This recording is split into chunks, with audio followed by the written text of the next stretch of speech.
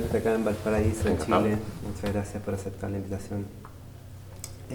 Bueno, tú has estado estudiando últimamente la teoría de la información integrada de Giulio Tononi. ¿Podrías explicarnos de qué se trata eso, sintetizarnos del estado actual de esa teoría? Sí, claro. La teoría de información integrada trata de explicar un fenómeno en particular del cerebro que yo considero muy fascinante. Es el siguiente. El cerebro tiene una capacidad de vivir en dos extremos simultáneamente. Por un lado, cada parte del cerebro tiene una función o actúa de forma más o menos independiente a las demás. Tú tienes una parte que es un corte visual que se dedica a procesar información que llega a través de tus ojos. Por otro lado, tienes otra corteza motora que se dedica a mandar información a ciertos músculos, ciertas partes de tu cuerpo, por ahí tal. Mientras tanto, también tienes otra parte del cerebro que se encarga de que tus pulmones nunca dejen de respirar, que tu corazón nunca deje de latir y tal y cual. Con lo cual, por un lado tenemos este extremo que es que cada parte como que trabaja por su cuenta y hace lo que tiene que hacer sin, digamos, preocuparse de lo demás. Con lo cual decimos que el cerebro tiene un cierto grado de segregación.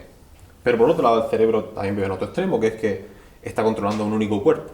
Con lo cual, toda la respuesta que tiene el cerebro es una respuesta cohesiva y coherente con ciertas metas, con ciertos objetivos. Con lo cual, ¿cómo es posible que este sistema pueda a la vez ser segregado e integrado? En el sentido de que eso produce una respuesta única y cohesiva. Entonces, esta aparente dicotomía es lo que la teoría de la información integrada trata de describir mediante la teoría de la información. Bueno, a través de qué tipo de instrumentos esta teoría trata de abarcar ese problema.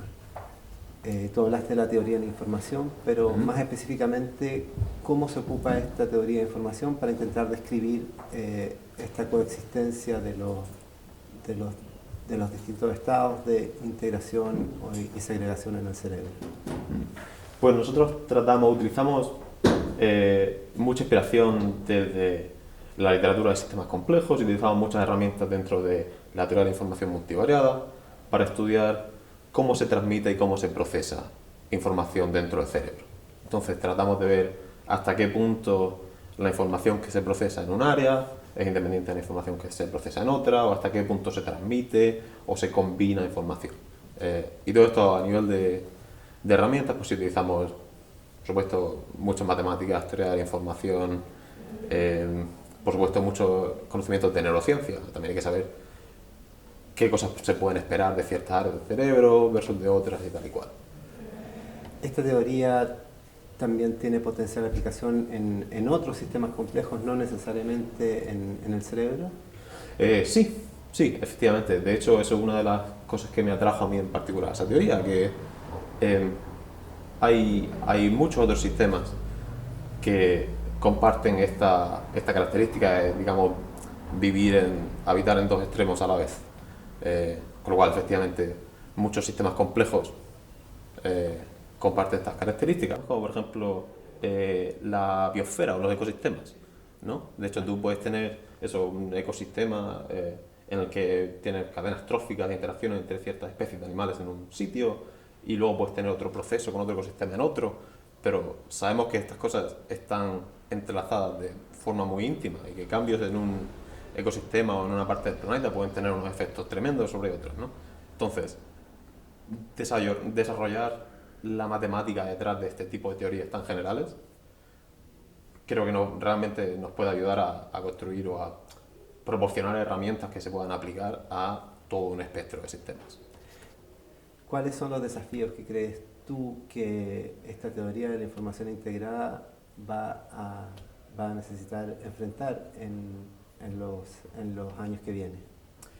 Pues yo creo que por un lado tenemos un desafío matemático a nivel de necesitamos estos conceptos que te estaba hablando antes sobre segregación e integración y habitar en dos extremos a la vez y tal y cual. Intuitivamente tenemos más o menos claro a lo que nos referimos, pero realmente es difícil, digamos, llegar a una única definición matemática y sin ambigüedades de a qué nos referimos. Y en nuestra investigación reciente hemos estado investigando precisamente este tipo de ambigüedades que se derivan fundamentalmente de traducir un concepto intuitivo a una fórmula matemática, ¿qué efectos tiene esto en la teoría, ¿no? Entonces, el desafío número 1 es acordarnos, o sea, llegar a un acuerdo entre la comunidad de investigación, decir qué es lo que realmente queremos decir con integración y segregación. Y luego un segundo desafío sería cómo medimos, cómo aplicamos este conjunto de medidas al cerebro. La aplicamos a nivel de diferentes áreas del cerebro comunicándose con otras, o diferentes neuronas comunicándose con otras. ¿Cómo resolvemos este problema tan tremendo que es medir el cerebro de una persona, eso, actuando y viviendo y pensando? Y la última pregunta, cómo se relaciona esto con los estudios de la conciencia en términos de, tal vez era la primera intención detrás de esta teoría? ¿Cuáles son los resultados que se han obtenido y nos podrías comentar en eso? Efectivamente, de hecho esta teoría surgió originalmente a través de esa observación, de que el cerebro, en particular el cerebro de una persona consciente y despierta, vive en este estado de equilibrio entre segregación e integración. Y que, por ejemplo, cuando una persona se duerme, pues las propiedades del cerebro cambian completamente. O cuando, por ejemplo, una persona está bajo los efectos de drogas psicoactivas, también las propiedades del cerebro cambian radicalmente. Entonces, el objetivo de... Digamos, todavía la teoría no está en ese punto, pero el objetivo de muchos de nosotros investigándola es realmente llegar a formalizar estas descripciones y aplicarlas a medidas del cerebro humano y ver hasta qué punto podemos distinguir o explicar las diferencias entre ciertos estados de conciencia. Eso es un estadio en el que no estamos todavía, pero que realmente es el foco de una gran comunidad de investigadores, yo incluido. Muchas gracias, Pedro, por esta entrevista. Gracias a ti.